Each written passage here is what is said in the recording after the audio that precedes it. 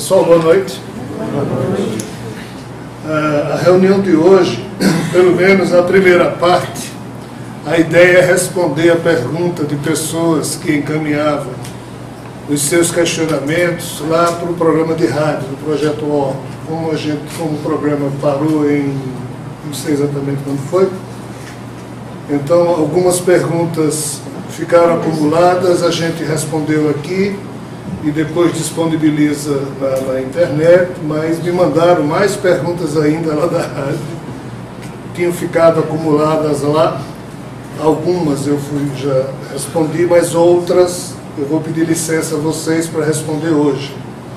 Aí no caso, na medida são 2 ou 3 só que faltam, é só uma questão de atenção a essas pessoas que encaminharam as perguntas, quando elas terminarem e houver tempo disponível, se vocês quiserem, então a gente continua, fica à disposição de vocês para a gente continuar as nossas fofocas de sempre. Pode ser assim? Pode. Vou pedir licença a vocês, porque eu vou ter que ler as perguntas que estão aqui no e-mail. Né?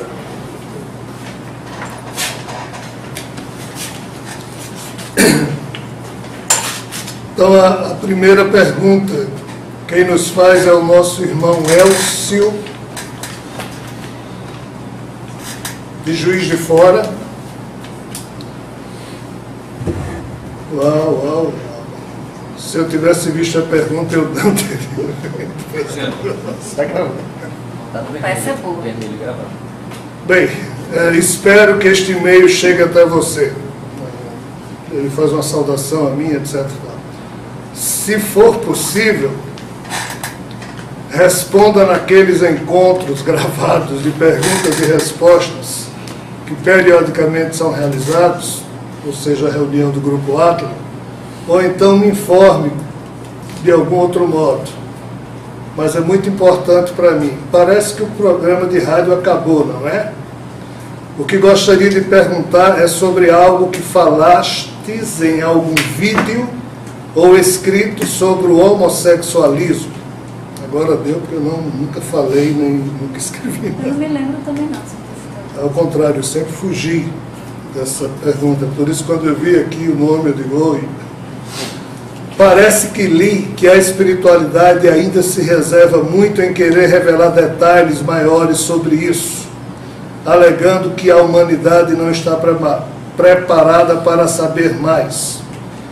Você teria a gentileza de poder nos revelar o que sabe ou o que poderia dizer sobre o homossexualismo? O mundo está para acabar, entre aspas. E não quero ir embora do planeta sem saber esse mistério que nenhum mestre revelou ou ousou dizer. Tem uma outra pergunta que em breve eu te envio. Grato, Elcio. Era melhor ter ficado em casa. Só para registro, a única vez que você falou sobre a questão do homossexualismo, nós estávamos ainda lá na Praça André de Albuquerque, e ainda era reunião espírita e você estava incorporado. Que alguém comentou que não era conveniente neste momento falar sobre o assunto, mas que no futuro esse assunto viria a ser posto. Foi mais ou menos esses termos que foram utilizados, e por aí encerrou-se, mais nada. Eu não era nem nascido nessa época. Eu sempre fugi um pouco do assunto, não por nada, mas porque é um assunto muito complexo. A espiritualidade já havia me dado uns toques e me pediu para não levar isso adiante enquanto não eu, com o meu ego, com a minha própria lucidez, se é que eu ainda tenho alguma, que eu deveria decidir por mim mesmo, quando isso fosse conveniente, falar de forma mais aberta.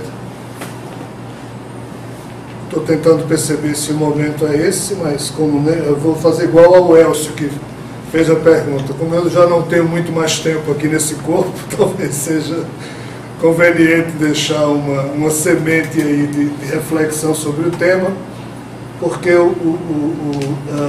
pode ser útil para alguém. O desdobramento disso pode fazer bem a muitas pessoas ou ao interessar a A, B, sei lá. Vamos fazer um acordo sobre o tema, porque pode ser que o que eu pretendo, o que eu estou me organizando aqui para falar,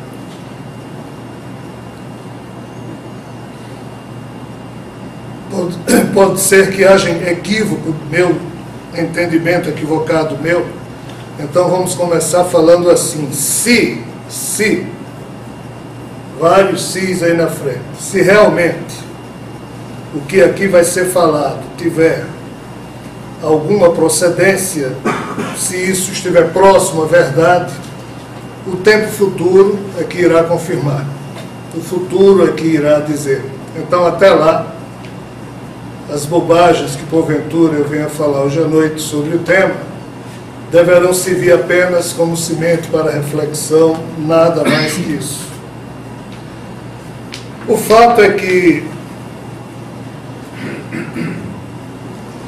quando eu estava escrevendo o livro Drama Terreno de Javé, já publicado, e quando eu estava e ainda estou escrevendo alguns outros temas, alguns outros livros que passam mais ou menos pelo que se chama a evolução da espécie Homo sapiens, eu me defrontei com essa questão e unindo o que ali eu estava vendo com o que os amigos espirituais haviam já, de certa forma, me demonstrado, e acho que tem a ver com o que Ricardo falou. Quanto tempo isso faz? 15 anos? Que seja. Eu não era nem nascido nessa época. Eu estou com 14 anos e foi antes de mim, quer dizer, foi 15 anos mesmo, tá certo. Então, o problema, vamos assim situar esse problema da seguinte forma. Hoje, ao vermos uma grande árvore, muito frondosa, com muitos galhos, folhas, frutos, a gente esquece que isso tudo um dia foi uma semente muito pequena. Mas o fantástico do processo é que absolutamente tudo que existe nessa árvore estava programado, estava totalmente adormecido, mas geneticamente disponível e programado no âmbito da semente. Então hoje, ao olharmos para o mundo, para a realidade que nos cerca, nós vemos essa realidade multifacetada, nós vemos uma realidade cheia de conceitos, de dogmas, de opiniões, de verdades religiosas, de preferências, de empatias, e nós não conseguimos entender como é que essa coisa chegou a esse nível. Nós não conseguimos perceber como todas as etapas que nos trouxeram de um primeiro momento até o instante em que estamos vivendo, como tudo isso se passou. Então, no quesito sexualidade e em outros componentes psíquicos que estão presentes na nossa mente espiritual, acoplada a outras características da genética desse corpo, o conjunto desse processo responde pelo que hoje nós chamamos de sexualidade, mas o grande barato da história é que no momento zero desse processo, ou no momento antes mesmo da semente, nada era como é hoje. Não existia nada do que hoje existe. Tudo era um pouco diferente. E só para nós entendermos como esse processo é diferente, ele é distinto, lá no início de tudo, quando sequer havia sexualidade, aqui nós estamos nos referindo ao teórico momento em que a divindade criadora de absolutamente tudo e de todos os processos que ocorrem no âmbito interno da sua criação quando essa divindade decaiu e se tornou prisioneira e refém de tudo que aqui acontece, não existia macho, fêmea, não existia polaridade sexual. A própria Bíblia fala isso de forma bastante expressa e todas as tradições esotéricas, religiosas, místicas, como queiramos chamar, todas as mitologias do passado apontam também para uma época em que existiam coisas muito estranhas, em que sequer o Homo sapiens havia sido criado, ou seja, a nossa espécie nem existia. Pois muito bem, nessa primeira etapa da história, se nós pudermos fazer a suposição de que somente existiam seres, entre aspas, físico-químicos, e isso para nós é complicado, porque a gente só entende a vida através do processo biológico, mas tirando a biologia, a gente não imagina como poderia existir vida antes disso, e o pior é que sempre existiu. Estou falando em termos desse universo. Então, se nós entendermos que a própria mitologia hindu diz que antes da criação do gênero humano, masculino e feminino, já existiam coisas que viviam, e essas coisas eram, entre aspas, individualizadas, pensantes, e falavam de Deus, de demônios, de infernos, de coisas boas, coisas más, mas não havia isso chamado função sexual. É num tempo em que, bem, quem quiser ler o Ramayana, Mahabharata e outros livros da tradução hindu, faça isso que vai poupar minhas palavras. Nessa perspectiva, a mitologia hindu aponta para uma época em que entre os deuses criados por, entre aspas, o Deus criador de todo esse processo, somente havia algo que hoje nós chamamos de desconfiança. A desconfiança, que é exatamente a ausência de amor, a ausência de empatia, ela teria surgido como subproduto da doença desse criador chamado Javé, que estando sozinho e não tendo sexo, não era um ser biológico, ele começou a criar com sua força mental e retirando de si mesmo a sua organização, entre aspas, celular, para que a partir desta pudesse dar vida pelo processo que hoje nós chamamos de quê? Clonagem. Eu tirava aqui uma parte de mim e dizia, esse ser agora vai ter 90% de tudo que eu tenho e eu vou repassar minha força mental de tais e tais compartimentos da minha mente para esse ser. Aí o ser aqui se formava. E por isso que essas mitologias falam que seres apareciam inteiros formados. Ninguém nascia, porque não tinha sexualidade. Atena saía pronta da coxa de Zeus. As mitologias falam desse tempo. Nesse tempo, todo mundo desconfiava de todo mundo. Até que o Criador, preocupadérrimo com esse problema que ele havia gerado, e isso está descrito na mitologia hindu, Brahma, o Criador, ou seja, Javé, um dia sentou-se preocupado o porquê de todos os filhos, entre aspas, que ele havia gerado a partir dele mesmo, pelo processo assexuado, ou seja, sem sexo, pelo processo de clonagem. Nenhum gostava do outro, nenhum confiava no outro, e a vida dele, Brahma, e das centenas de milhões de filhos que ele havia gerado, era um inferno. Isso está escrito. Aí um belo dia, Brahma, preocupado com isso, na hora em que ele concentrou-se para tentar meditar, contam os hindus a respeito disso. A história que existe aí em cima não é essa. É que ele chegou a um ponto tal de depressão, vendo o tamanho da confusão que ele havia criado, entrou em depressão, foi o primeiro ser depressivo da história. Aí de repente dele saltou, surgiu da sua mente um outro Deus chamado Kama, na mitologia hindu. Esse Deus, quando ele apareceu, todos os que olhavam para ele não conseguiam mais tirar o foco da sua atenção desse ser, de tão agradável era a sua energia. Se entre todos, ninguém mal conseguia olhar um para o outro, porque já queria se sobrepor ao outro, queria já impor a sua autoridade sobre os demais. Esse é um dos detalhes da doença que Javé transmitiu a todos os seus filhos, que Brahma transmitiu a todos os seus filhos.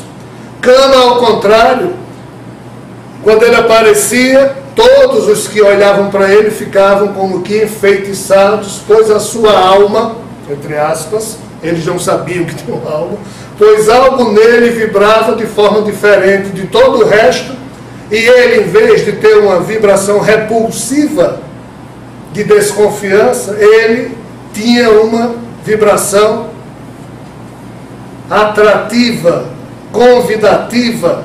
Ele não tinha barreiras. Não existia sexo ainda, pessoal. Isso é frequência vibratória. Depois que esse ser surgiu na história das mitologias, isso corresponde mais ou menos ao que no livro Drama Terreno de Javé a gente aponta como sendo o momento em que Brahma consentiu que seus filhos transplantassem a semente do seu ser para o universo que estava se expandindo, esse nosso universo. E essa semente que aqui apareceu sob a forma do que hoje nós chamamos de DNA, fosse semeada nos mundos, para que, ao surgir o processo que nós entendemos como sendo o processo biológico da vida, quem sabe se em vez de seres só clonados uns dos outros, porque na hora em que eu tiro de mim mesmo e crio outro ser a partir do que eu sou, se eu sou doente, eu transfiro minha doença para ele.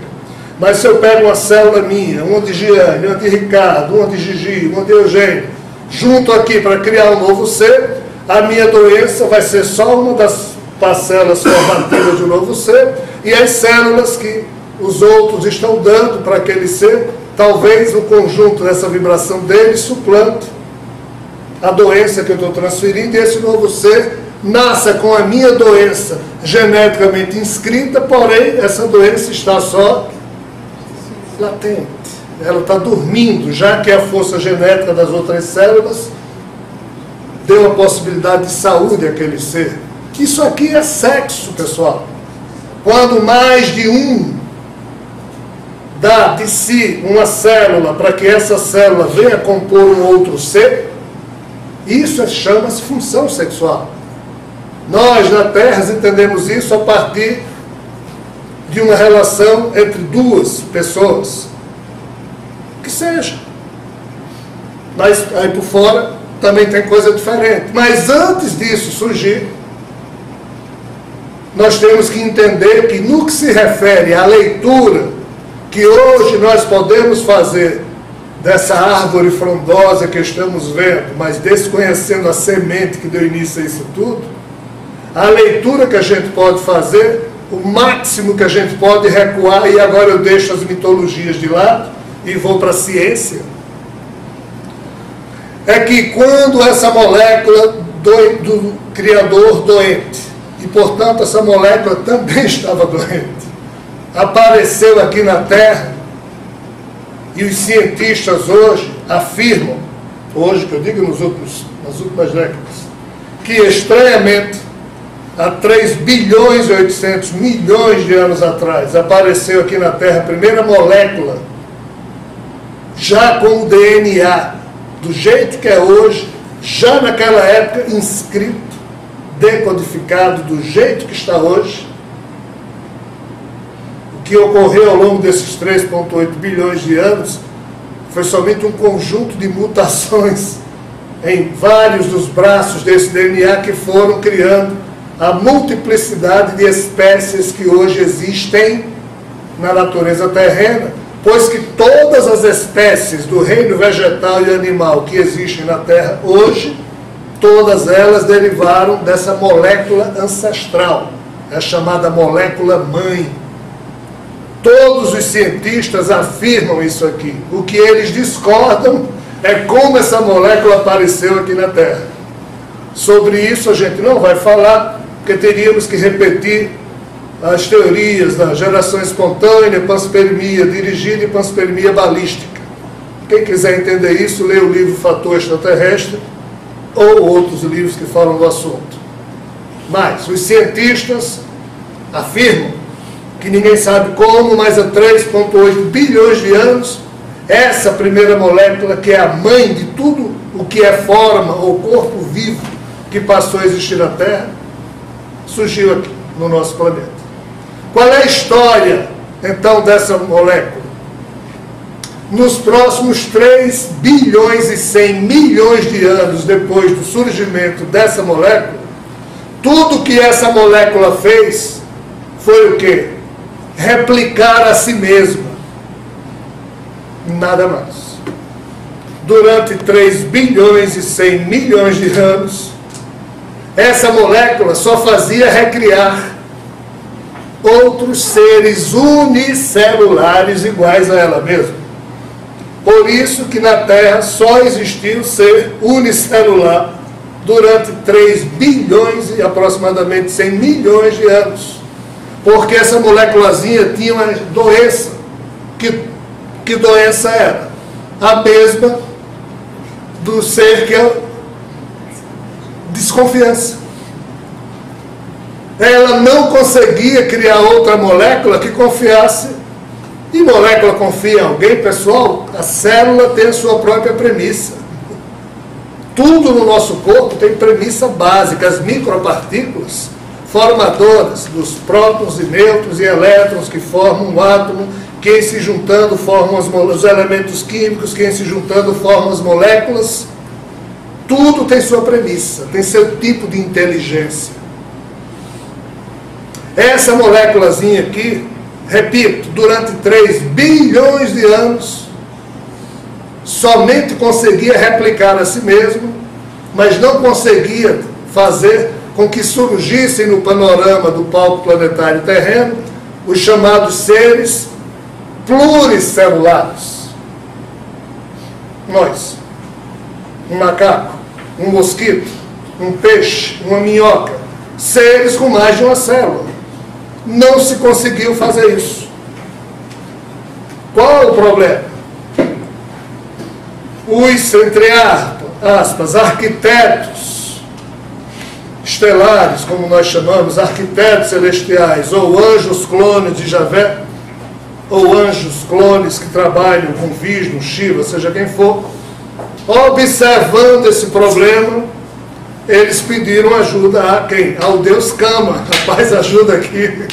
Coloca um pouco aí da tua genética nessa história, porque senão nunca vai haver a evolução para o sistema biológico mais complexo.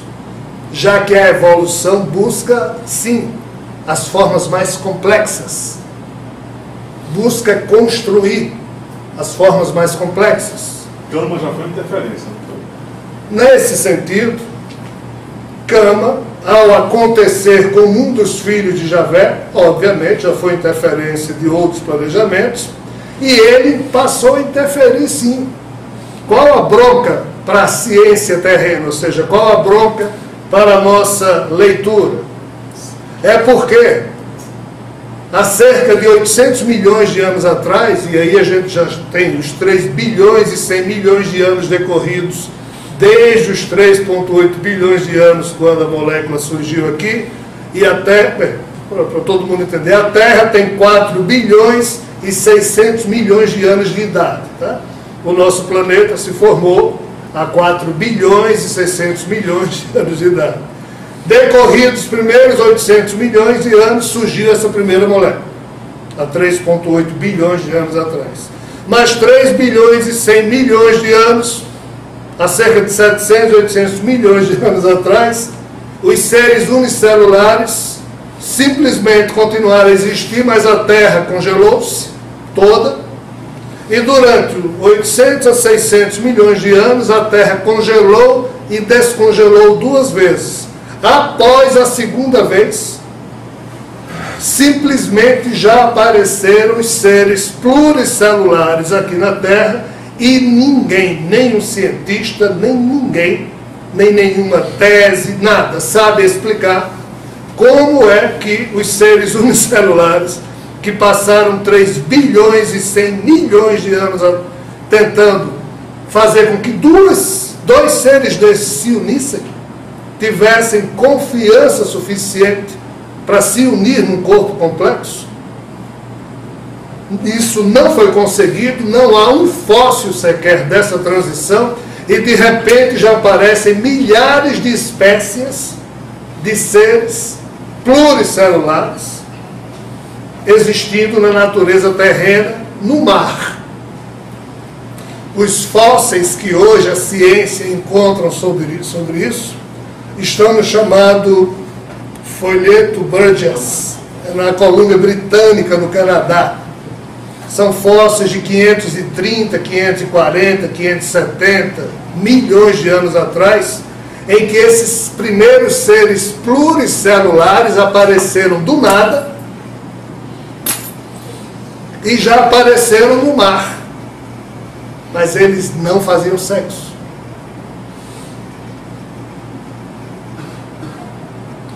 A questão é, vocês sabem o que é que a ciência diz sobre o surgimento da função sexual ao longo da história evolutiva de todas as espécies terrenas? Nada. O máximo que a ciência diz, pelo menos até o ano passado, até 2013, até 2010, que foi a última vez que eu me atualizei com esse assunto, acho que sim, os cientistas que mais ousam dizer alguma coisa dizem que o sexo surgiu na história biológica das espécies da natureza terrestre no período devoniano entre os peixes. Que diabos é o período devoniano?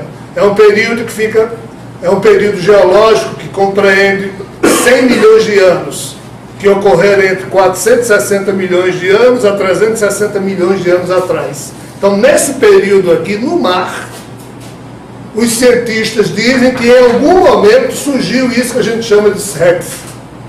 Mas ninguém sabe qual foi a primeira espécie que o praticou, ninguém sabe nada. Então, deixando agora um pouco a ciência e misturando agora mitologia, ciência e revelação, é nesse ponto aqui que a gente deve ter muita prudência, porque pode existir equívoco de minha parte. A questão do homossexualismo, que não tem importância nenhuma, teria sido um mero produto, como tudo mais foi produto, de tentativas e interferências que a gente nem imagina, que seres comandados por esse ser chamado Cama fizeram, tentando fazer com que a doença da desconfiança, o DNA doentio do Criador, pudesse ser diminuído, a sua influência a tal ponto que pudesse surgir a força de atração que o Deus Cama trazia implícito na sua condição espiritual, para que, em havendo essa interferência na genética da evolução de todas as espécies da Terra, alguém pudesse olhar para o outro e confiar e começar a sentir isso que hoje,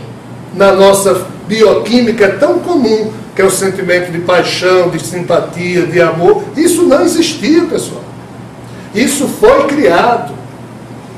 É nesse período que eu dou sempre o exemplo, e aí, isso aqui eu já tenho falado, das lagostas.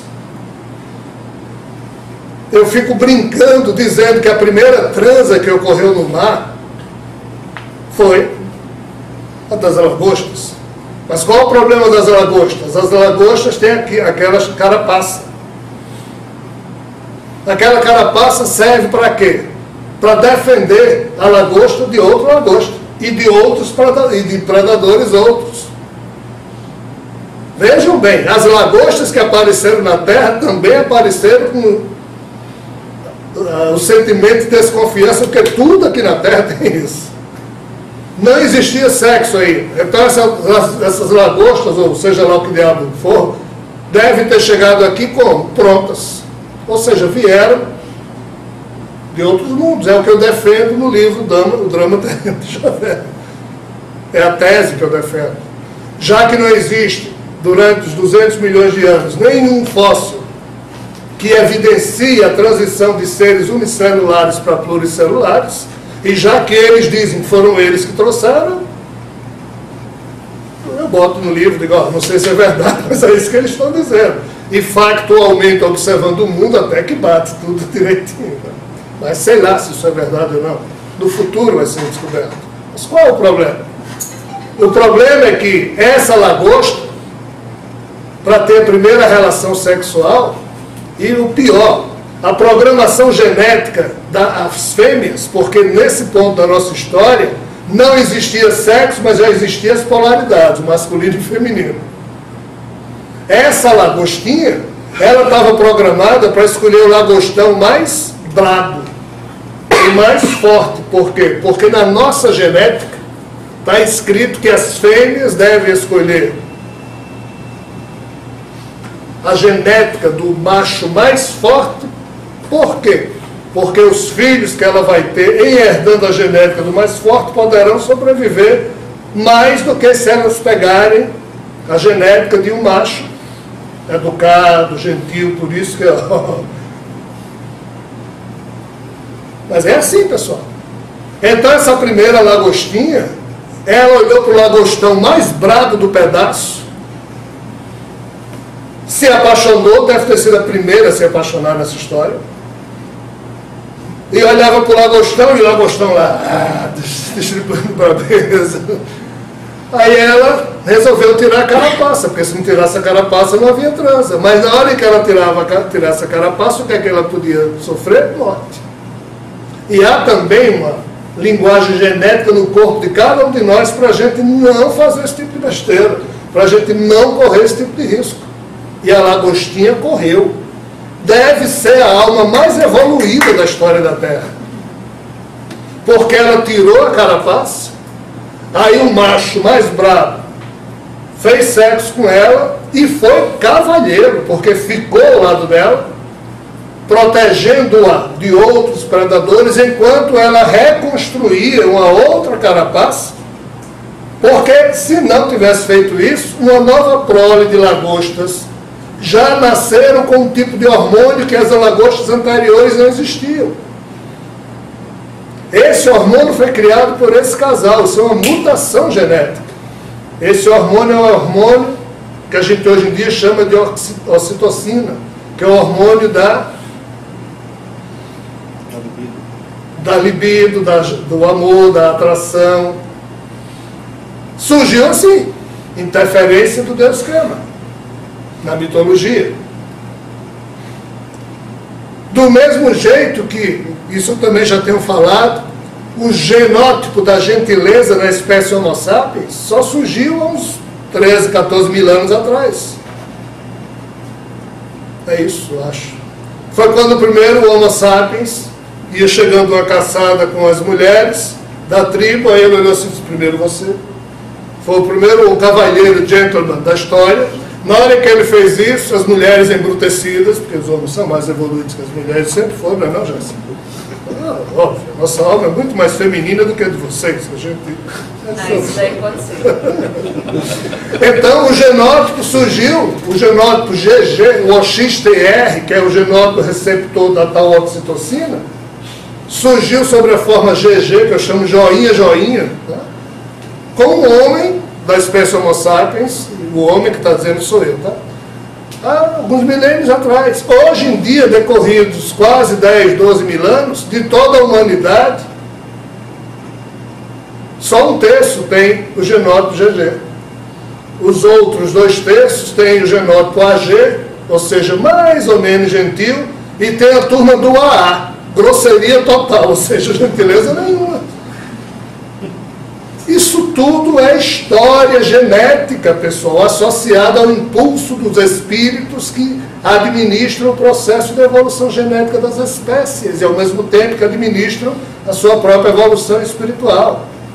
Então, isso que nós chamamos de homossexualismo, nada mais teria sido, sob essa perspectiva, de que um dos produtos que ocorreu nesse período de transição, em que desesperadamente a turma que assessora essas divindades da Trimurti hindu estavam tentando interferir na genética das espécies que estavam evoluindo na Terra, para que surgisse o amor de alguma forma, para que surgisse o amor, a empatia, a confiança, a vontade de estar junto, de todas as maneiras, e isso não tem problema.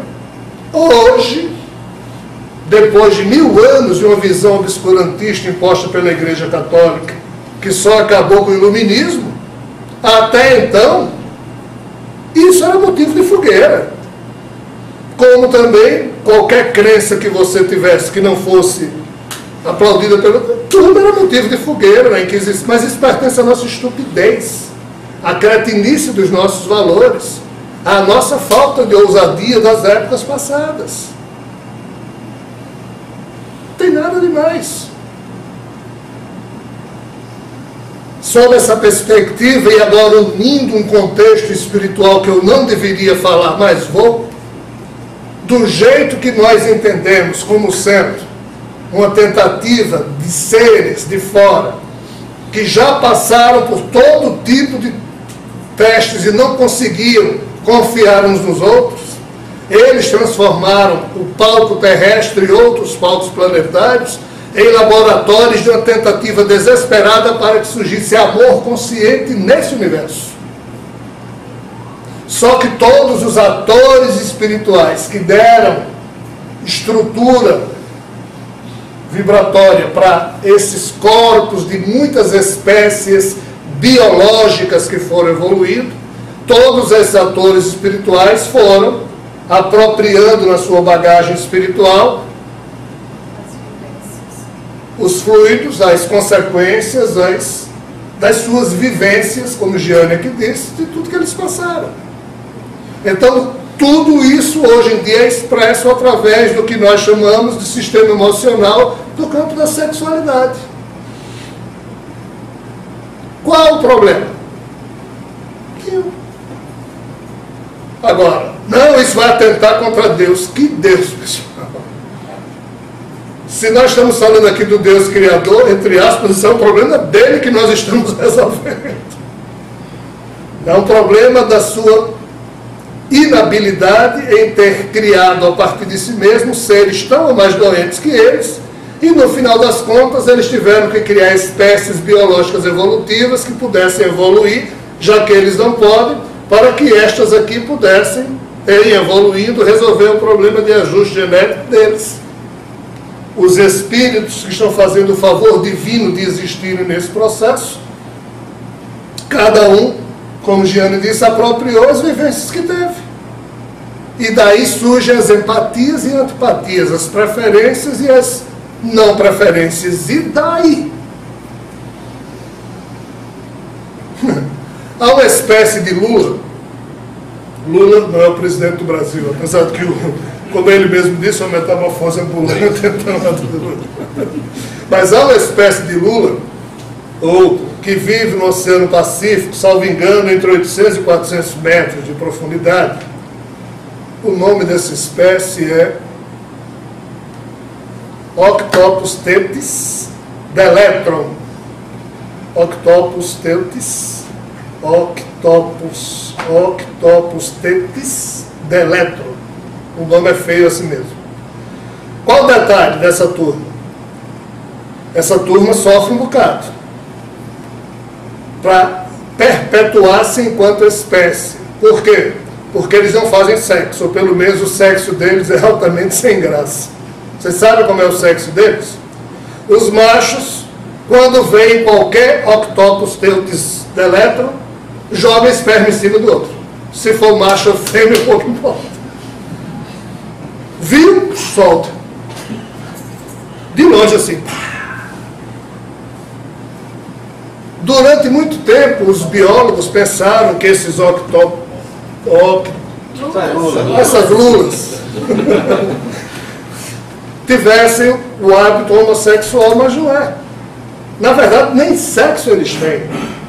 O macho solta os ovos, os espermatozoides deles, vamos assim chamar, em cima de machos e fêmeas. Quando é na fêmea, ela consegue apropriar, aí ela dá cria. Quando é no macho, fica ali. Mas como alguns machos morriam e traziam nas suas resquícios desse sêmen, os biólogos pensavam que era relação sexual, mas essa espécie de lula nem tem relação sexual. O máximo de prazer é esse do macho. Puf. Cavalo marinho. Quem é que dá cria? O macho. Como? Porque os biólogos não sabem. Então, assim, há uma série de coisas, entre aspas, esquisitas para a nossa leitura, mas que, se a gente observar, como dizem os americanos, a big picture, o grande contexto, a grande figura, a gente vai ver que a coisa é esquisita mesmo. Mas é esquisito porque o pano de fundo que as mitologias contam é esquisito, mas bate com o que a gente enxerga. Só que os valores que nós temos hoje, que é um subproduto do subproduto da lenta evolução do pensamento humano, da lentíssima evolução da nossa sabedoria enquanto espécie pensante, nós é que com os conceitos atuais não estamos conseguindo nem lidar com o passado, nem com o presente, e muito menos ter a perspectiva de sermos cidadãos esclarecidos em relação ao futuro. Nós temos preconceitos inúmeros, nós somos tendentes à cretinice, nós somos tendentes ao negativismo, à desagregação, tendentes a ver defeito em todo mundo, menos na gente. Temos um monte de religiões que nos imputam um sem número de pecados, quando não são pecados, nada do que elas nos imputam. Então, assim, homossexualidade, quando a gente deixa esse mundo, a única coisa que nos é solicitada é, cara, como é que está a sua quantidade de energia amorosa que você amealhou? Energia amorosa, não é energia sexual não, pessoal. A expressão da sexualidade é só uma das faces do amor. A gente vale pelo amor que a gente amealha no coração, não é por mais nada. O resto é parte componente desse grande quebra-cabeças. Que importância. Então, não sei se falei além da conta ou se falei a quem dá conta, mas Elcio, é o que eu poderia dizer. Se alguém tiver alguma dúvida ou comentário, depois deixa eu continuar a responder as perguntas aqui dos amigos. Aqui tem uma pergunta de Milson Joazeiro, Guarulhos, São Paulo. Por favor, acompanhe o programa Projeto Órgão, papapá. Aí ele faz aqui alguns comentários que eu não vou ler, agradecendo. Aí ele diz, veja se entende bem, Javé não é Deus, e sim um Deus, entre aspas. Ele é muitíssimo poderoso, mas não é tão bondoso assim. Não temos saída a não ser obedecê-lo, e sendo dessa maneira, praticarmos a caridade para com esse ser. Assim sendo, é uma maneira de aproveitarmos o que essa situação tem de bom, a de perdoá-lo, entendê-lo no seu engano ao criar-nos, pois que me parece não ter dado lá muito certo essa criação.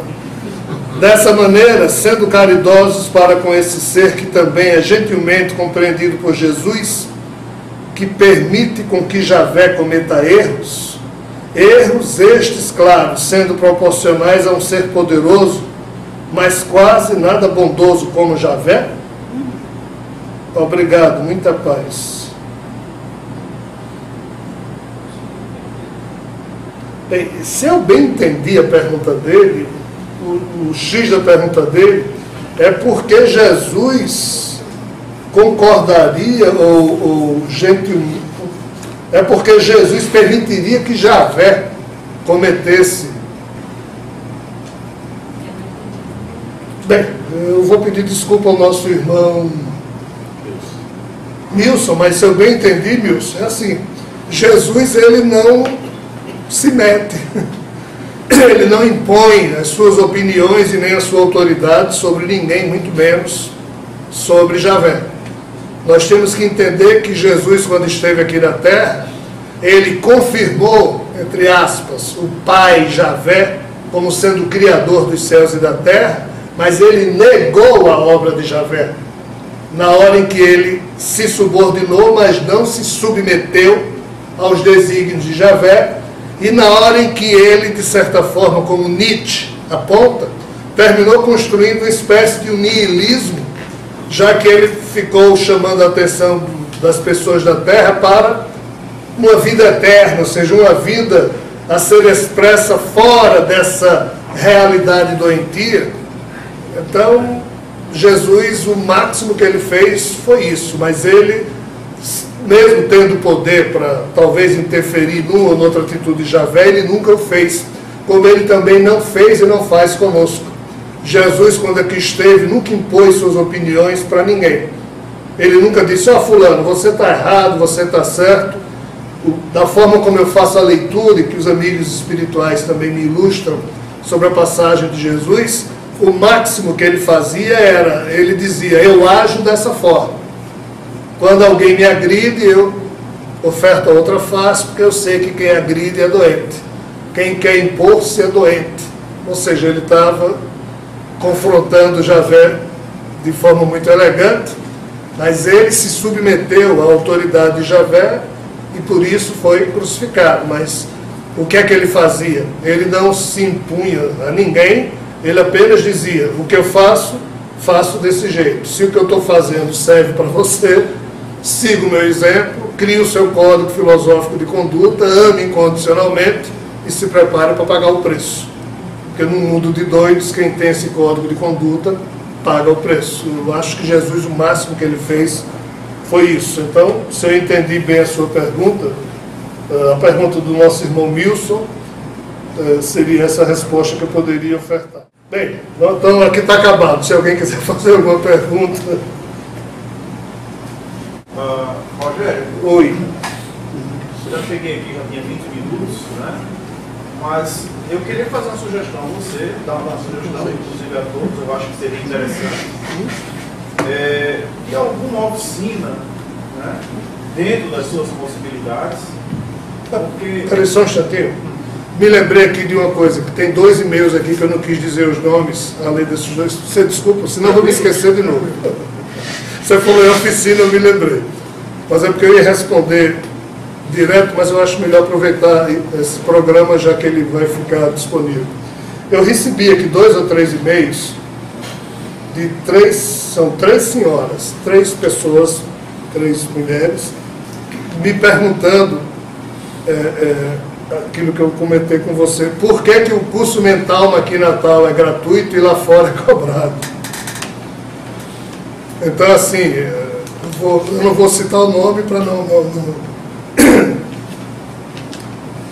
Um motivo bem simples, eu moro em Natal, aqui eu não gasto com passagem, com hospedagem, nem com nada. Então, por isso que eu não cobro. Mas esses cursos do Mentalma são 8 horas, às vezes, por exemplo, esse próximo vai ter agora em São Paulo, no próximo fim de semana, são 4 horas no sábado, 4 no domingo. Isso implica que eu vou ter que tirar do meu bolso e pagar hotel sexta, sábado e domingo. Eu tenho que chegar sexta noite, passo o dia fazendo o curso do sábado, passo o dia fazendo o curso do domingo e só posso ir embora na segunda-feira. Então tem uma passagem de ida e volta. Passagem Natal-São Paulo, a mais barata que a gente encontra, assim, em cima, 1.500, 1.700, 1.800, 2.000. Comprando com antecedência, o que não é possível às vezes para esses cursos, são um pouco mais barato, 1.200, sei lá, eu não sei. Aí tem mais 600, 700 reais de 3 diárias, que eu consigo 180, 170, 190 reais, com mais o aluguel da sala também. isso no Hotel Ibis, onde normalmente eu fico, o Mercury, com os impostos, alimentação, táxi, só o táxi do aeroporto para o hotel, hotel aeroporto, e de volta 300 reais em São Paulo e de volta. Aí tem mais a locação tem alguns lugares em São Paulo que não cobram, por exemplo, eu vou agora à Casa da Esperança e na Físio também, mas vai ter um em Curitiba, que é cobrado, vai ter outro em São Paulo, que é cobrado, vai ter um em Itu, que é cobrado. Então assim... Tem que sair de algum lugar esse dinheiro, né? Aí qual é a questão?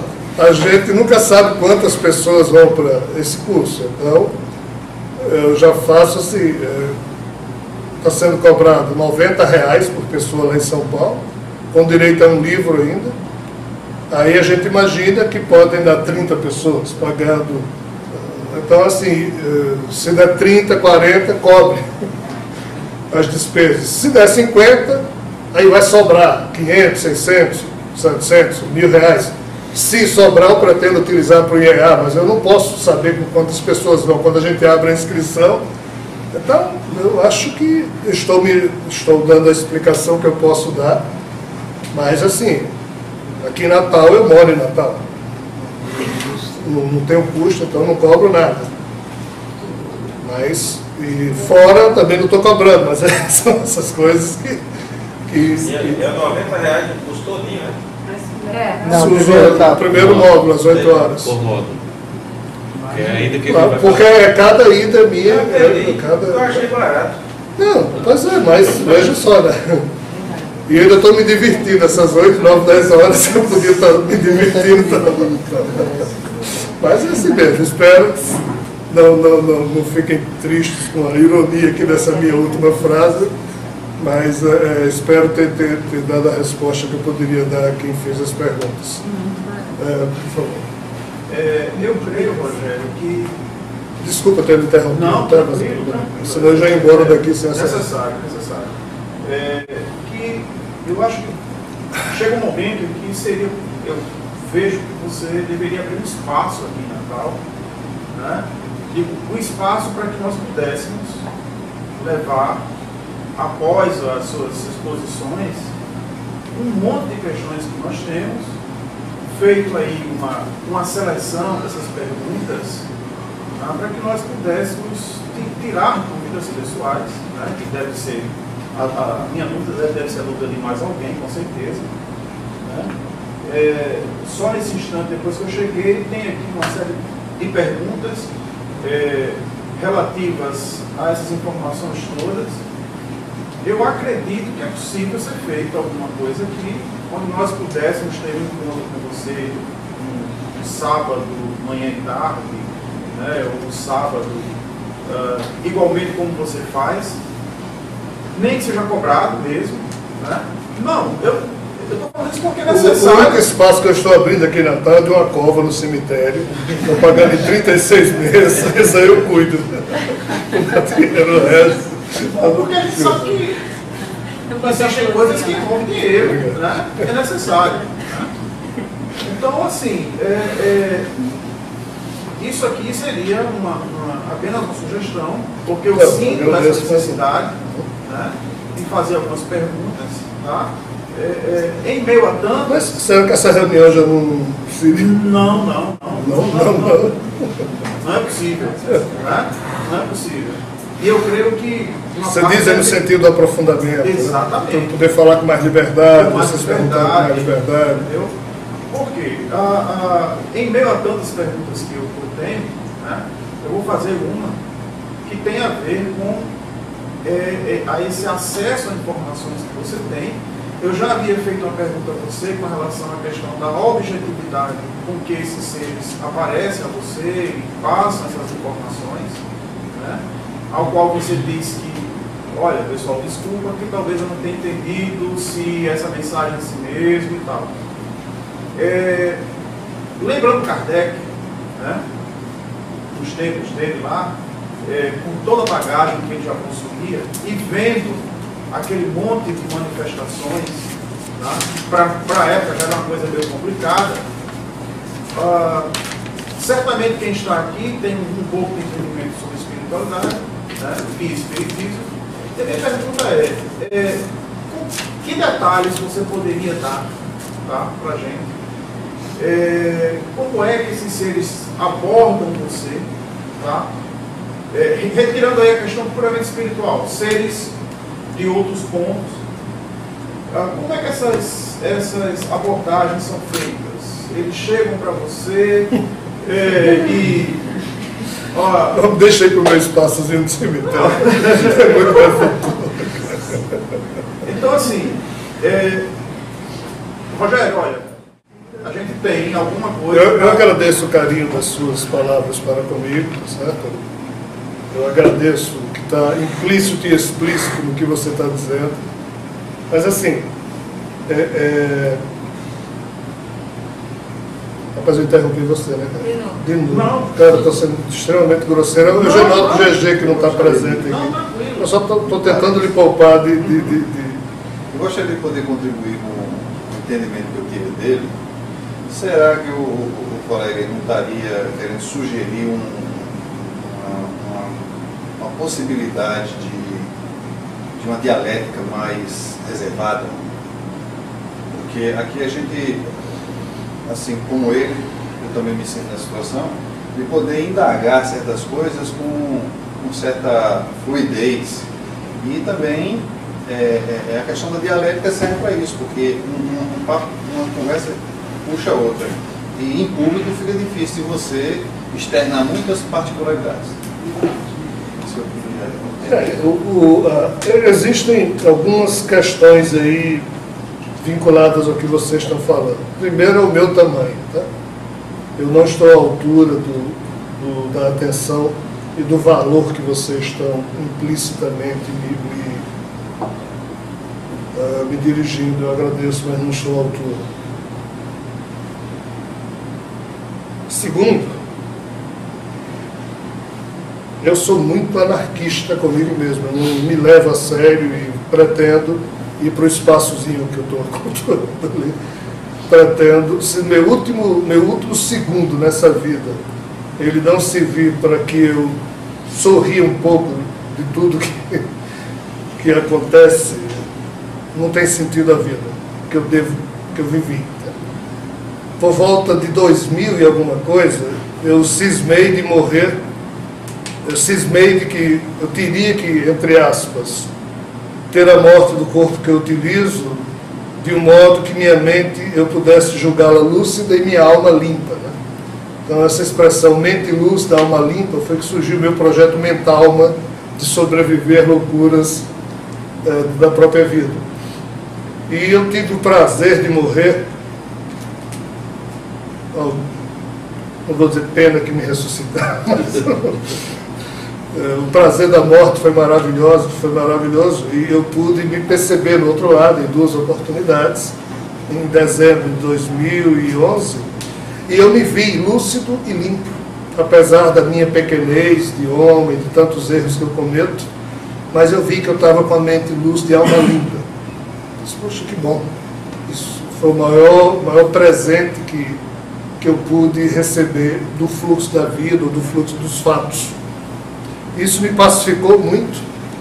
Por quê? Porque o tema que eu trato é muito complicado, ele fere suscetibilidades, eu não consigo de fato compreender. Ora, quando eu somente, entre aspas, tratava com os amigos da espiritualidade, eu já trazia comigo o salário da angústia de não saber se o que eles estavam me transmitindo, se eu estava interpretando corretamente. E eu sempre deixei isso claro em todos os livros que publiquei. O primeiro livro que eu lancei em 1996, A Integração Cósmica, já está lá escrito, eu não sei se isso aqui é verdade, eu não sei se eu entendi correto. E naquela época eu não tinha a menor ideia do fator Javé, que 10 anos depois iria, entre aspas, pisar sobre a minha sensibilidade pessoal. Então, eu nunca tenho certeza. A conclusão que eu cheguei é fantástica. A conclusão que eu cheguei é que isso, para os olhos alheios, é terrível, para os meus estava sendo terrível até então, mas foi quando eu percebi o óbvio do processo, que eu tinha que ser o primeiro a reconhecer que o que estava saindo através das minhas expressões mentais poderia estar equivocado. E isso é uma bênção. O problema é quando você não percebe. O problema é quando você se acha o... Aí eu olhei para a história da Terra e disse, engraçado, todo mundo até hoje pretendeu sempre estar dizendo a verdade. Pronto, eu não sei que diabos eu vou ter que fazer, mas eu vou ser o primeiro a dizer que não é verdade o que eu estou fazendo. Só para ver o que é que dá. Até porque eu também não sei se é ou se não é. Então comecei a ser extremamente chato e repetitivo, dizendo sempre, ó, eu não sei se é verdade, eu não sei se estou correto. Por quê? Porque eu não sei se eu estou correto. E não vou saber nunca. Porque eu não anunciei, entre aspas, a chegada de Jesus, porque eu compreendi errado, não. Eu anunciei, não foi porque nenhum espírito passou anos me dizendo mediunicamente. Eu não confio nesse processo. Não posso confiar. Nós vivemos no palco primário dos acontecimentos. Se aqui nós somos 50, 60 pessoas, nós estamos cercados aqui por quase 1000 espíritos, mais de 1000. É uma psicosfera muito condensada de pensamentos primários, de sentimentos primários, pueris, levianos, necessitados. Nós não vemos isso, mas existem os nossos e os deles. Então a atmosfera é muito complicada. Como é que alguém vai se comunicar bem nesse tipo de psicosfera que cerca a Terra? Não tem como. Então é prudente você achar que você pode não estar entendendo certo. Ainda que eles insistam que não, você entendeu correto, pode escrever. Aí na hora de escrever, estraga de novo, porque eu nunca escrevo direito aquilo que eu estou pensando. Eu não me considero escritor. Então comecei, entre aspas, a assumir-me como o apóstolo da inverdade. O termo apóstolo é brincadeira com alguns irmãos do protestantismo que se auto-intitulam como apóstolos, papapá. Pronto, você é o primeiro da inverdade. Porque eu não sei se é verdade ou não agora. Se for útil para alguém, então assim, eu estou deixando isso bem claro. Para vocês entenderem que isso não é falsa humildade. Eu não tenho humildade, eu não sou humilde. Eu não estou preocupado com isso. Eu também não tenho essa qualidade. E nem quero tê-la. Porque o que tem de falsa humildade hoje, sendo propalada como sendo qualidade, então eu prefiro dizer que não tem. Mas eu também não tenho a menor pretensão ou presunção de que sei ou de que estou certo. Eu sempre digo que acho que não. Por quê, pessoal? Porque não me interessa o produto do que eu estou fazendo. Se eu ficasse interessado no produto do que eu estou fazendo, eu geraria karma e feio. Porque estaria trabalhando com ego, querendo ser aplaudido, querendo ganhar dinheiro, querendo... Não. Só poderia virar religião. Então, assim, eu não me preocupo com isso. Então, realmente, eu sou meio anárquico nesse sentido. Eu morro tranquilo porque eu nunca tentei convencer ninguém de coisa alguma, nem nunca pretendi ter abusado da paciência de alguém, porque eu nunca fui atrás de ninguém para dizer nada. Nem de espíritos, nem de a turma de... Eu sempre fui procurado. Por quê? Não sei. Então, assim, feita essa introdução, como é que eu poderia dizer a vocês? Aí entra o meu aspecto humano. Eu moro em Natal. O desgaste da gente em Natal é muito complicado. Aquela história de profeta e santo da terra, eu não sou nem uma coisa nem outra, obviamente, mas o meu desgaste aqui em Natal é muito grande. Mal eu consegui manter uma profissão. Porque eu sou o doido que anuncia que Jesus vai chegar no disco voador. E isso é complicado. Como se já não bastasse, agora vem o fator Javé. Aí lá estou eu servindo como filho do demônio para algumas pessoas, desconstituindo todo um processo religioso, porque a humanidade sempre foi acostumada a agradecer a Deus, agradecer o favor que Ele nos dá, quando eu estou dizendo, não, Ele é que devia agradecer a gente, o favor que nós estamos fazendo a esse ser que não é Deus. é muito, entre aspas, complexo e violento o processo. Então eu estou isolado, entre aspas. Eu sou alguém que caminha só, cercado de amigos, mas eu caminho só. O mês tem 4 fins de semana. Eu já tenho 2 ou 3 que eu me deixo viajar e um que eu procuro ficar com a família. Né?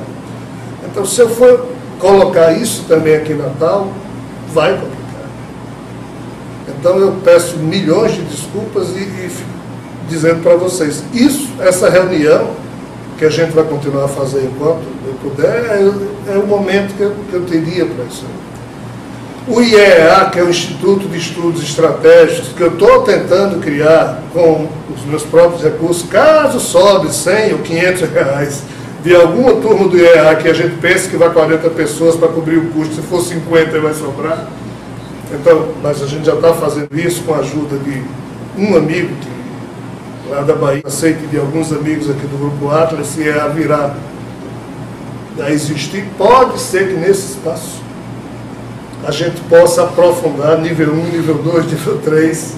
Por exemplo, essa explicação que eu dei aqui para a questão da homossexualidade, eu não falei tudo, eu falei o que eu fui me permitindo falar aqui, medindo se não estava ferindo suscetibilidades, imaginando quem vai estar escutando isso também no outro lado, o tipo se isso é benéfico, se isso é complicado. Como eu acho que é benéfico, eu me soltei um pouco, mas estou longe de falar.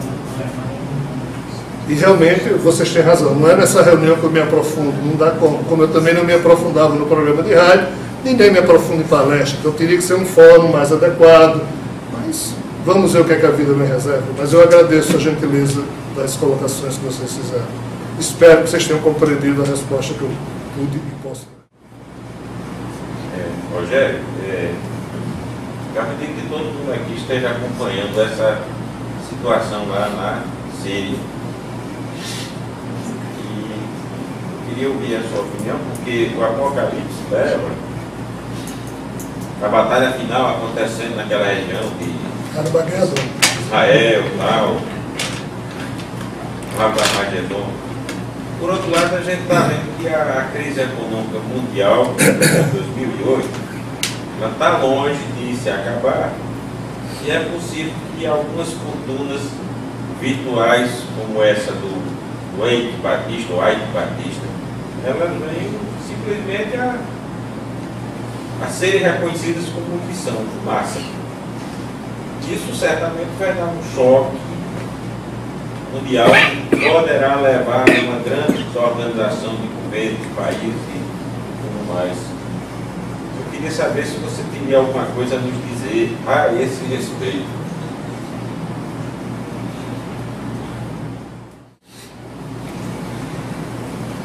É isso que a gente está sendo muito fechado. Pois é.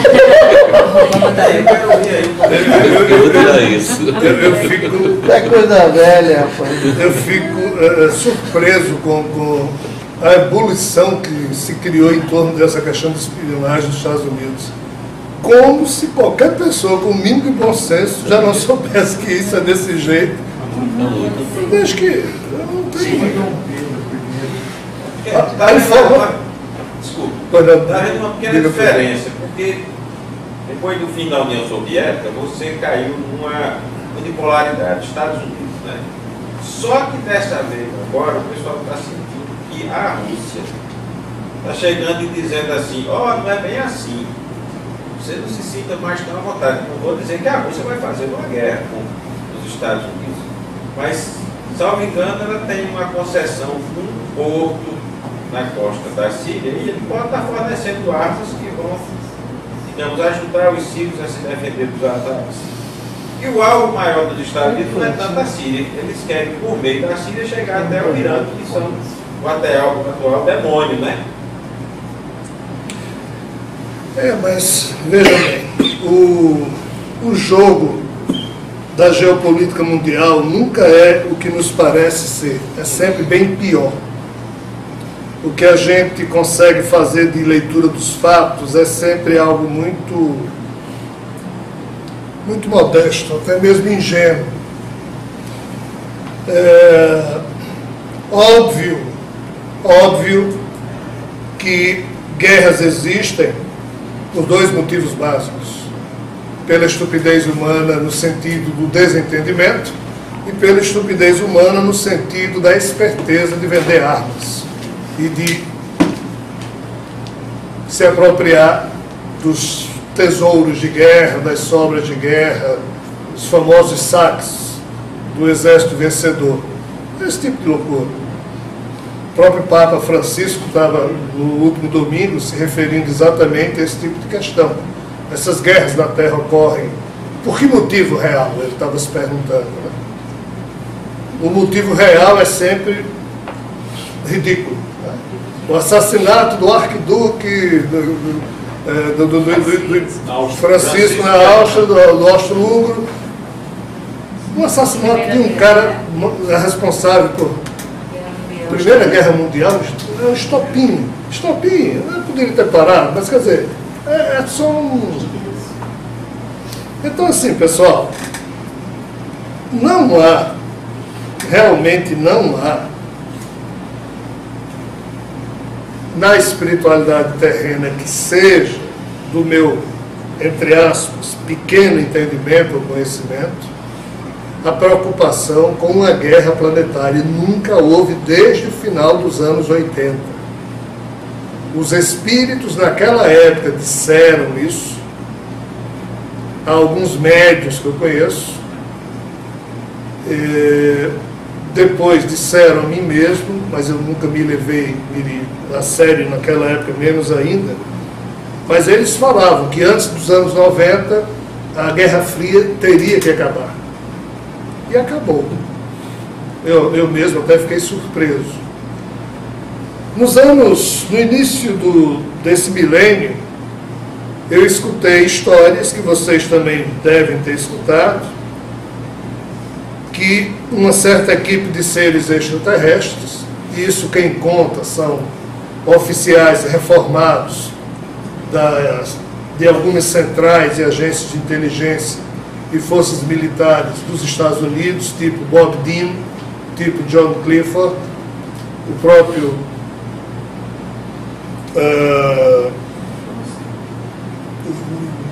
ex-ministro do Canadá, Peter Paul Hellyer, ex-ministro de Defesa do Canadá, ele corrobora essa história, de que nos anos 80, uma certa raça de seres, ou seja, os tais Anunnakis, que viveram no passado aqui na Terra e que ainda estão por aqui, mas de forma discreta, teriam chegado para o governo americano e russo e disseram: ou vocês param com a Guerra Fria, ou vai haver tal problema.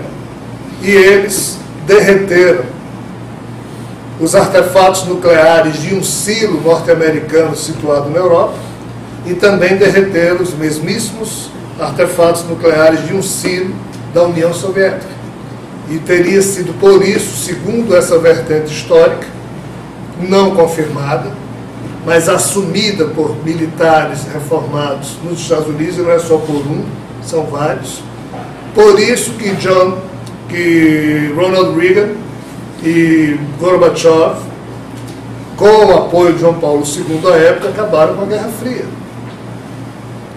Estranhamente, a mesma notícia os espíritos estavam dando sobre a mesma época, que a Guerra Fria acabaria. Então, baseado nisso, e baseado no que me é dito e mostrado, realmente não há o perigo de uma terceira guerra. Porém, existe sim um conjunto de possibilidades perturbador sobre guerras localizadas, e é quase que inevitável que tal não ocorra. Por quê? Porque o ódio está represado. E em o ódio estando represado, e em não havendo como descompressar, entre aspas, desculpem a expressão, o que está represado e ali comprimido, isso explode. Na verdade, esse ódio já explodiu, e explodiu em algumas regiões da Terra, e tem duas que são cruciais. Uma já foi apaziguada, que foi a dos antigos Balcãs, tá? foi a guerra que houve a dissolução da Iugoslávia. Ali foi um momento muito complicado para a geopolítica mundial. O outro resta ainda no Oriente Médio. O da Coreia do Norte é uma outra questão. O do Oriente Médio é que é extremamente complexo. Por quê? Porque não há o controle de ninguém. O da Coreia do Norte há o controle da China. A Coreia do Norte pode fazer o que quiser, mas antes de soltar uma bomba para valer, ele tem que soltar com o apoio da China, senão não solta. E a China, entre aspas, não tem interesse nenhum em perturbar o maior foco produtivo do capitalismo planetário, que vai superar os Estados Unidos, que é exatamente o triângulo ali: China, Coreia do Sul, Japão. Os tigres asiáticos para baixo. Aquela parte do mundo hoje corresponde a quase 30% da riqueza mundial. Então a China não vai explodir tudo isso por causa da Coreia do Norte. É mais fácil a China acabar com a Coreia do Norte do que fazer com que a Coreia do Norte produza uma guerra em que vai prejudicar os interesses chineses. Então, por isso que os estudiosos da geopolítica não se preocupam com a Coreia do Norte, porque há alguém no controle. Esse alguém é o interesse da China. O problema do Oriente Médio é que não há alguém no controle. Visão teocrática, né? Sim. O Oriente Médio é um rio de pólvora. Por quê? Porque Estados Unidos com Israel, com a família da Arábia Saudita. Aí tem os marronitas, tem os xiitas, na eterna briga entre sunitas e xiitas pela criação do Estado muçulmano. Aí tem o Hezbollah. Fica para não aparecer na TV. Qual é o problema? O problema é que os Estados Unidos vai soltar umas bombas na Síria. Na hora em que ele fizer isso, pode ser que os xiitas e marronitas comecem a atacar Israel. E vão atacar Israel. Aí, dependendo da segurança que Israel tenha, e Israel não está gostando nem um pouco da atitude dos Estados Unidos em relação ao Irã, porque Israel sabe que Irã um dia poderá atacá-lo, então pode ser que Israel saia do controle dos Estados Unidos e contra-ataque. Aí a guerra, Faça um ataque para ele. a guerra é setorizada no Oriente Médio inteiro. Quem pode desfazer esse nó? Lá na Coreia, pode. É só o presidente da China ligar para o o presidente da Coreia do Norte, aquele rapaz, o imperador Yoon Jong-il, né? Esse é o da China, Rijuntar o da China. Eu estava tentando me lembrar do... Yoon Jong-il, eu acho que é.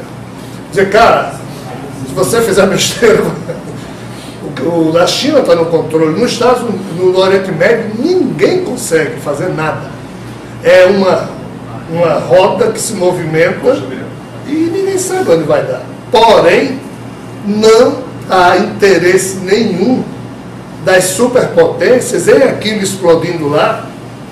O que se prevê é que a própria Rússia, que está vendendo armas sim, ao governo sírio, como os Estados Unidos está vendendo armas aos rebeldes, parou um tempo, porque os rebeldes se misturaram com a turma da Al-Qaeda, mas tem mais duas facções que parece que já estão recebendo armas. Então assim, ok, vai tirar a família de Assad, quem vai assumir? Ou seja, é um xadrez extremamente difícil. Isso é desagradável para a nossa sensibilidade humana? Óbvio que é, porque é produto da nossa cretinice. Mas isso é desesperador? Não, não é. Não é no sentido da cretinice global. Mas por que Jesus não volta antes para impedir isso? Aí a gente tem que mandar um e-mail para Jesus e perguntar para ele. Porque é impressionante. Se esses seres chegassem a um acordo e a reintegração da Terra já tivesse ocorrido, muitos dos problemas que nós estamos vivendo seriam necessariamente vistos de outras formas, até por esses seres para os nossos irmãos aqui da terra, que fazem isso porque não conhecem nada melhor para fazer, cara. Todo mundo que nasce na Jordânia, Síria, Israel, são pessoas que sofrem. Por quê? Porque tem familiares e amigos que morreram em alguma guerrilha, em algum ataque terrorista, em algum não sei o quê. É todo mundo vitimado pela dor. Aí quem nasce nessas famílias já nasce tendo que segurar essa bandeira. Só que hoje tem uma juventude no Irã que não está nem aí para os ayatolás a vida.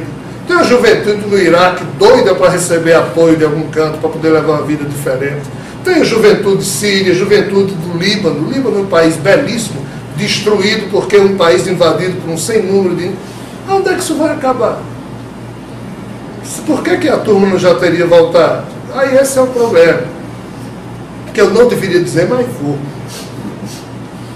Eu já arrisquei e me arrisco sempre a pedido deles, dizendo claramente que eu, entre aspas, acredito e penso saber que Jesus vai voltar e é inevitável. Mas eu nunca falei outras coisas que eu acho que sei a respeito da volta de Jesus.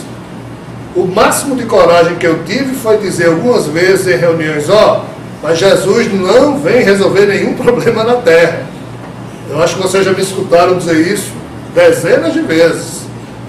O palco dos acontecimentos vai ser aqui, mas ele não vem resolver nada aqui. Eu acho que vocês já me escutaram falar isso várias vezes. Eu só nunca disse o porquê. Hoje eu vou dizer, a volta de Jesus não é nenhum altruísmo da parte dele. Vou voltar porque eu amo os humanos da terra. Ele nos ama, mas ele não vai voltar, na minha opinião, por causa disso, não. É uma questão muito mais séria. Olhando sob essa perspectiva, nenhum problema cósmico de nenhuma civilização, pelo que eu já pude entender, foi resolvido por alguma... Ou o pessoal do próprio planeta resolve, ou não tem jeito.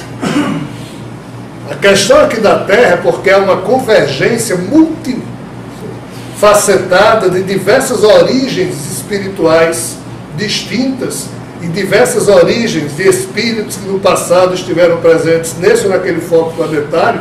É uma confusão tão grande que é por isso que o palco do acontecimento da volta de Jesus vai ser aqui na Terra, para influenciar um pouco a sensibilidade dessa turma toda, inclusive a nossa. Ele não vai resolver nada. Somos nós que temos que resolver o próprio progresso evolutivo da espécie. Não, só Jesus salva. Não salva não, pessoal. Esse tipo de crença, desculpem, mas é fé ingênua, é para criança. A humanidade vive uma infantilidade espiritual, uma infância espiritual desde todo sempre. Qual é o drama da gente? É que a gente vai deixar de ser criança e passar a ser adulto sem passar pela adolescência. A gente não vai ter tempo. Até hoje nós temos aqui na Terra nossos irmãos e irmãs que vivem de modo infantil sob a perspectiva da sabedoria espiritual. E essa turma vai ter que passar a conviver com a realidade muito complexa sem o menor preparo. Os livros que eu estava escrevendo, a primeira vez que os espíritos me explicaram, era justamente para... Então, na perspectiva dele, esses livros já deveriam ter sido conhecidos por mais pessoas, blá, blá, blá, mas se existia esse plano, não deu certo. Por quê? Porque simplesmente o tema reintegração cósmica, essas questões todas, ninguém conhece. Os livros que a gente escreve, não tem 5 mil pessoas que conheçam. Quer dizer, não tem importância nenhuma. Se isso for verdade, o plano deu errado. Então simplesmente vai acontecer e ninguém vai estar preparado. Como é que essa turma vai reagir? Não, mas Jesus vai chegar e vai explicar tudo. Explicar tudo como, pessoal? Quanto tempo Jesus deveria ficar sentado em frente a uma TV aqui na Terra para explicar tudo para a gente? Quem é que vai abrir o banco no outro dia, botar para funcionar computador, ônibus? Somos nós. Esse pessoal, eles não podem ficar aqui na Terra. Se ficar um extraterrestre, no hotel que ele ficar, e ninguém trabalha, todo mundo na telinha, ou seja, eles não vão poder explicar. Quem é que vai ter que explicar essa zorra toda, pessoal? Nós mesmos, uns aos outros. Quem sabe disso, pessoal? É por isso que eu quero a minha cova. Um 10, 12. Tem muito mais futuro, tá entendendo? Pelo peso da responsabilidade, se é que isso é a verdade, se é que essa análise está correta. Então, assim, a Síria, o que está havendo lá, pessoal, é só o que sempre ocorreu na Assíria. Porque a Síria nada mais é do que a face final do Império Assírio, que foi o maior império da história da Terra. Foi o Império Romano, a fichinha na frente do Império Assírio, em termos de tempo em que o Império Assírio dominou, o tamanho da região que ele dominava, a diversidade cultural que eles tinham. É só o final de um processo. Infelizmente ele é doloroso, porque nós semeamos a dor. Porém, ainda que eu diga que Jesus não vai voltar porque ele nos adora, ele vai voltar porque ele precisa voltar dentro de um outro contexto que ele mesmo está resolvendo, mas ele precisa do nosso concurso, do concurso da espécie Homo sapiens. E ele cuida de nós. Mas veja bem, pessoal, quem tem que cuidar da gente somos nós mesmos. Nem mãe terrena que dá a vida pelo seu filho consegue cuidar dos seus filhos. Como é que vocês acham que uma... Não, mas Jesus tem poder. De quê, pessoal? Não, Jesus modificou minha vida. Maravilha. Que seja. Mas isso é infantilismo espiritual. Não, isso é fé. Maravilha. Fé é coisa de gente infantil. Crer é um conforto fantástico. Pensar é um esforço terrível. Crer em Jesus está tudo resolvido. Não está, pessoal. Crer em Jesus faz mal? Não. Mas crer em Jesus vai fazer mal se você transferir toda a sua responsabilidade existencial para Jesus. E ele tem que fazer tudo por você. Aí ferrou. Se você crê em Jesus, ou em Buda, ou seja lá quem for, e fizer a sua parte, tudo bem.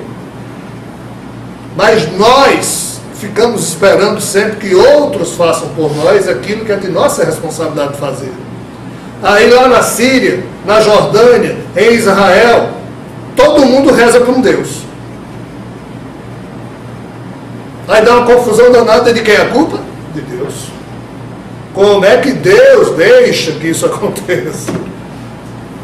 Jesus vai fazer o que com um bando de cretino como a gente?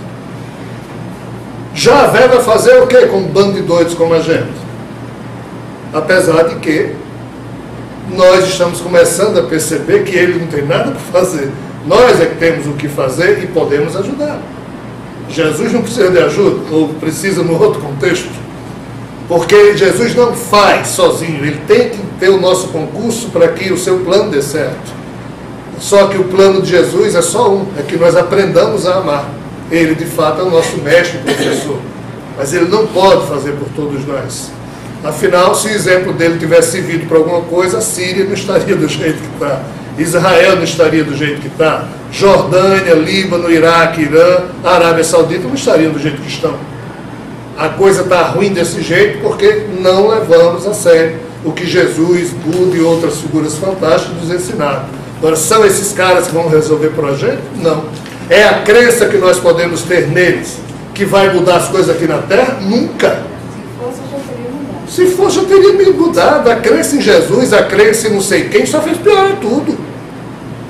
O mundo está cheio de crença, cada crente querendo mostrar que a crença dele está correta e o outro está errado. Onde é que isso vai parar, pessoal? Nós precisamos de mais crentes no mundo? Ou de pessoas que, ainda que ousadas e solitariamente, trabalhem na semeadura do bem, sem nem enxergar quem estão fazendo bem? O cristão faz muito bem aos cristãos, mas o cristão fala mal do muçulmano, fala mal do ser. Que sejamos nós, aqueles caminhantes que jamais se detêm, dando de si o que de melhor tivermos, mas despreocupados de roupagens, vestimentas, conceitos, classificações. Você é o quê? Eu não sei o que eu sou. Eu preciso dizer, eu não sou nada. Aí termino parafraseando Fernando Pessoa. Eu sei que não sou nada, não quero ser nada, nunca vou poder ser nada. A parte disso, tem em mim todos os sonhos do mundo. Eu já parafraseio dizendo, a parte disso, tem em mim alguns sonhos. Então assim, Túlio, eu sinceramente não me preocupo, mas que vai haver problemas, vai, mais cedo ou mais tarde. É agora, daqui a pouco, não sei, mas é inevitável, tem que ter. Não fim de mundo, não guerra mundial, talvez um conflito localizado. Seria ótimo que não tivesse. Uma vez, a gente conhece o mundo como ele é, mas uma vez os amigos me mostraram um mundo como ele quase era. E ainda me pediram para falar algumas besteiras, eu falei, não pretendo mais, na época eu achei conveniente falar. Mas um terrorista entrou com a parte que seria uma bomba portátil para se encontrar com o outro fazendo uma portátil. Só que algum serviço de inteligência pegou, alguns dias antes. Mas ia ser destruído, ia ser explodido uma bomba atômica. Isso, 2004, 2005. Não sei se é verdade, no sentido factual terreno, porque eu nunca escutei essa história de nenhuma imprensa terrestre, mas foi o que eles me disseram. Então, assim, é verdade, não é? Então, o que importa? Do que nós podemos observar é preocupante, muito preocupante. Mas é preocupante para o Oriente Médio, é preocupante para todos nós que nos preocupamos com o nosso próximo. Mas não é preocupante sob uma perspectiva planetária. Os problemas do mundo são esses. Crise financeira terrível que está longe de acabar. Em 2008, várias pessoas que tinham poupanças e dinheiro aplicado perderam 30 trilhões de dólares para cobrir prejuízo de banco. O prejuízo, esse é um grande problema mundial no sentido prático financeiro. Nós estamos sendo roubados. Nós, que eu digo, são os nossos irmãos na Europa, estão tendo seus salários diminuídos, estão tendo suas conquistas sociais solapadas, para que o custo da falência do sistema financeiro europeu e algumas nações que cobriram o rombo dos bancos com papel que não tem valor nenhum, e hoje precisam equilibrar isso, eles estão tirando da população europeia como um todo. E isso está longe de acabar. Esse é um problema. O segundo problema é, os problemas ambientais irão ocorrer, é inevitável esse contexto. Eles já estão ocorrendo e isso vai piorar. Terceiro, teremos problemas virais bacteriológicos, porque a saúde planetária não está recebendo investimento nenhum. Isso não é só em países subdesenvolvidos como o nosso, não. O problema é sério. O Brasil é o campeão mundial de cesáreas. Isso tudo é só para dar dinheiro para médico.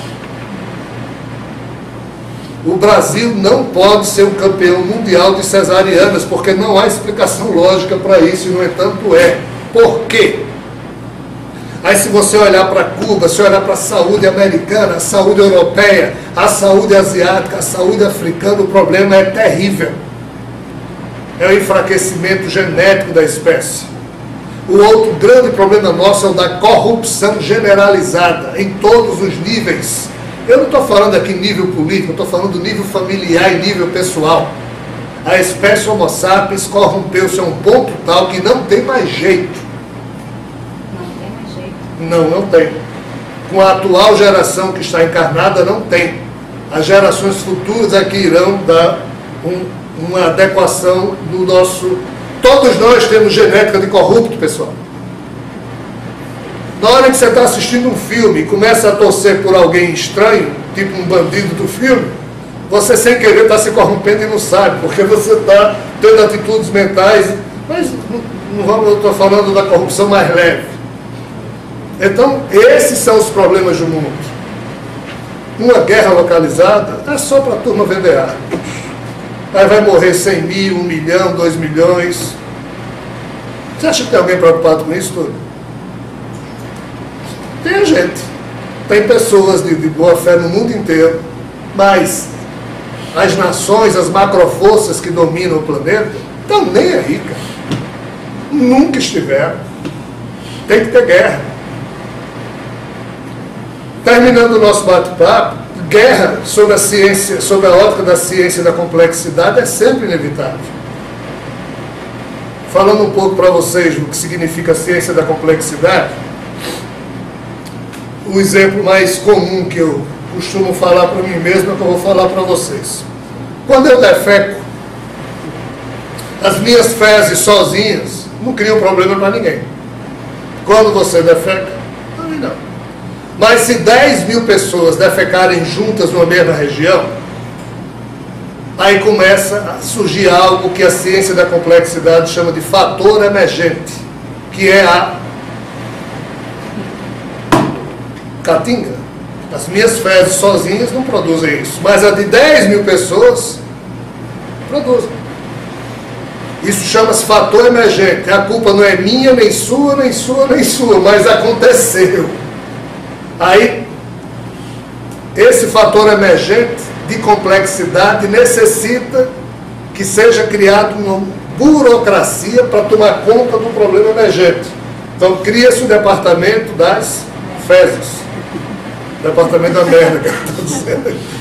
Aí tem que ter um chefe, aí tem que ter o setor fezes tal, fezes preto, marrom, vermelho, aí começa a burocracia complexa das fezes para poder surgir um dia o saneamento coletivo básico. Então assim, pessoal, quanto mais uma sociedade vai evoluindo, mais complexa ela vai se tornando devido aos fatores emergentes. Eu sozinho com carro não tem problema nenhum, mas todo mundo com carro cria um fator emergente chamado o quê? Trânsito caótico.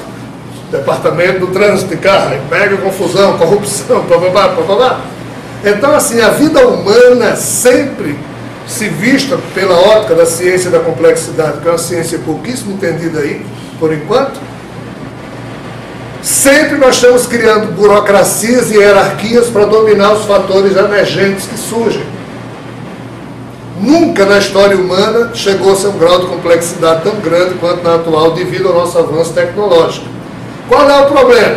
Quando um lado A chega num nível de complexidade e tal de poder, e o lado B também, e se só tem doido de um lado e de outro, o que é que acontece? Guerra. Por quê? Porque quando dois lados estão no limite da complexidade dos seus fatores emergentes e não mais conseguem controlar todos, só há uma forma desses dois lados ter uma guerra. Porque numa guerra os dois, mesmo que um ganhe e o outro perca, mas os dois. Então guerra, nas páginas da história terrena, é a solução imbecil que nós, os imbecis, na administração da complexidade que a vida em sociedade produz, conseguimos encontrar para diminuir o grau de complexidade que chega a níveis extremos de época em época. Então essa guerra e outras é sobre isso. Quando o ódio represado, o grau de complexidade da nossa estupidez chega num ponto tal, se está reprimido, tem uma hora que explode. Como o limite, o grau de complexidade vai diminuir. Na hora em que nós formos seres evoluídos, sábios, nós haveremos de construir um novo tipo de hierarquia para resolver esses extremos da complexidade, sem ser necessário existir uma guerra para acalmar os doidinhos. Aí em mundos evoluídos não tem guerra, por quê? Porque encontra-se outro tipo de solução para esses limites máximos, para esses limites extremos. Só que a gente está longe de chegar nisso. Pelo menos a nossa geração. Mas no futuro breve é possível que isso ocorra. Podemos encerrar hoje ou alguém tem mais alguma colocação, alguma dúvida a fazer?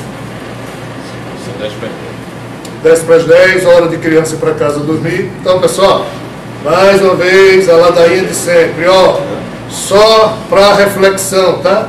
O que foi dito aqui só deve servir para a reflexão de cada um de nós. Nada mais que isso. Ok? Então, voltemos para casa em paz.